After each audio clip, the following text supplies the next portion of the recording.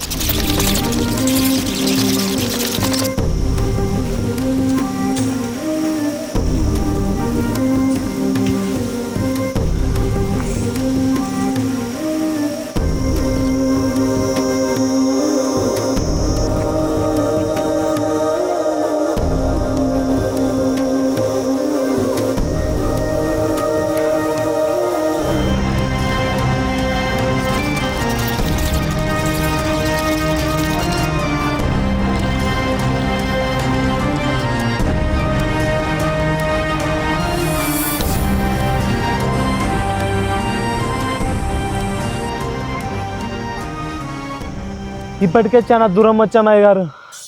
ఆ ముసలి చెప్పిన దానికన్నా ఎక్కువే వచ్చి ఉంటాము. ఇంత వారకాయ ఆ ముసిల్లి చెప్పిన 4 కాల జీవి ఒక్కటి కూడా కనిపించింది లేదు. అందులో ఈ అడవి కూడా మనం ఎప్పుడు వచ్చింది లేదయ్యా. అవునయ్యా, అదేంటో కానీ విచిత్రంగా ఇంత దూరం ప్రయాణం చేసినా ఒక్కటంటే ఒక్కటి జంతువు కానీ పశువు కానీ కనిపించడం లేదయ్యా. నాకేదో అపశకనంగా ఉంది. వెళ్ళిపోదాం పదండి అయ్యా. ఏరా, మీ చేతుల్లో తుపాకులు పోయి కత్తులు రాగానే మీ మగతనం సచ్చిందా? ఇంతకీ మీ పిల్లలు కాపురాలు చేసేది మీతోనా లేక మీ తుపాకులతోనా?